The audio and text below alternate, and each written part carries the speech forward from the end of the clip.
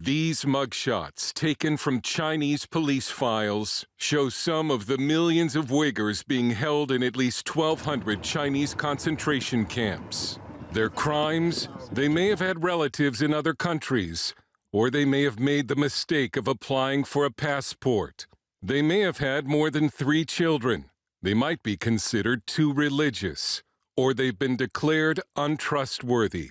This has been happening for years in the western Chinese province of Xinjiang, and the world has done almost nothing to stop it. Tursunay, a Uyghur, was imprisoned for visiting her family in nearby Kazakhstan. Our cell was 4 square meters, and there were more than 20 people.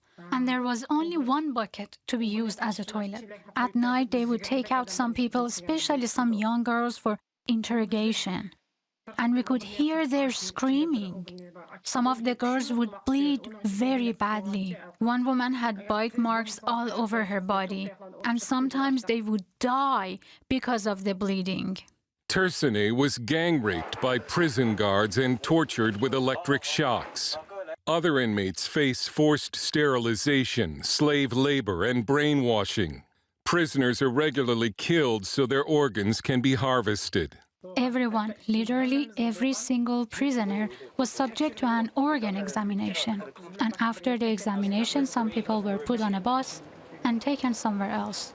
Those outside the camps live in an Orwellian world of constant surveillance. Authorities have placed QR codes on the outsides of homes that give them information about anyone living inside. And an app on their phone records everything they do. This photo shows the English translation of an app Chinese police use when they question someone.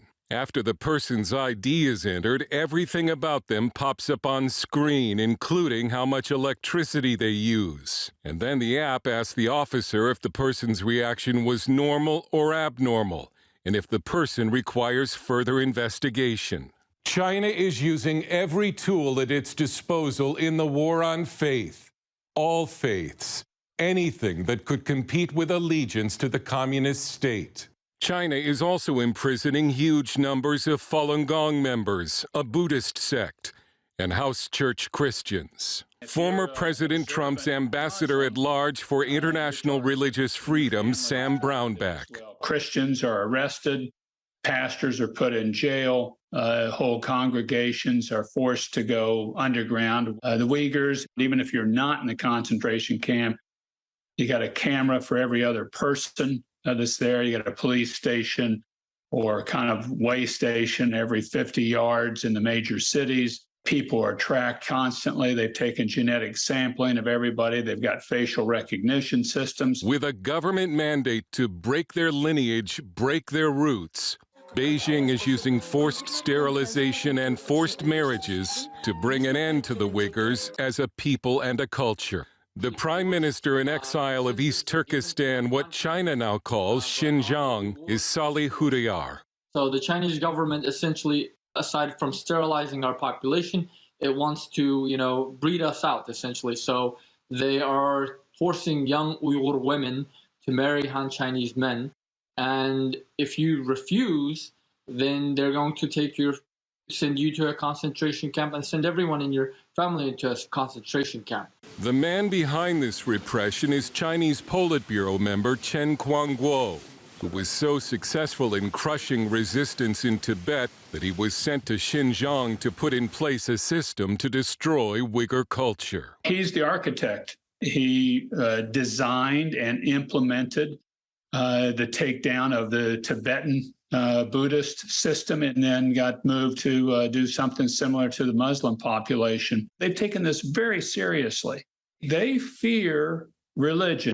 Under a program the Chinese government calls Pair Up and Become Family, more than 1 million Chinese party members have been assigned to move into the homes of Uyghurs and other ethnic minorities, spending weeks as uninvited guests monitoring their behavior, sometimes sharing their beds, and trying to convert them to communism. Meanwhile, the victims of Chinese repression feel abandoned by the United States and the world. A recent UN report on China's treatment of the Uyghurs refrained from using the term genocide, even though what China is doing fits the UN's own definition of genocide. Prime Minister Hudayar suspects the UN caved to pressure from China. And after the White House claimed Joe Biden raised the issue of genocide with Chinese leader Xi Jinping recently, the Chinese government insisted that no, he did not. And sanctions by the U.S. and other Western nations have not worked. You know, you could look at it and say, look, I'm a Christian. It really doesn't apply to me. It does apply to you. Because as soon as they go after one faith group, they're going to go after the next. The target is people of faith.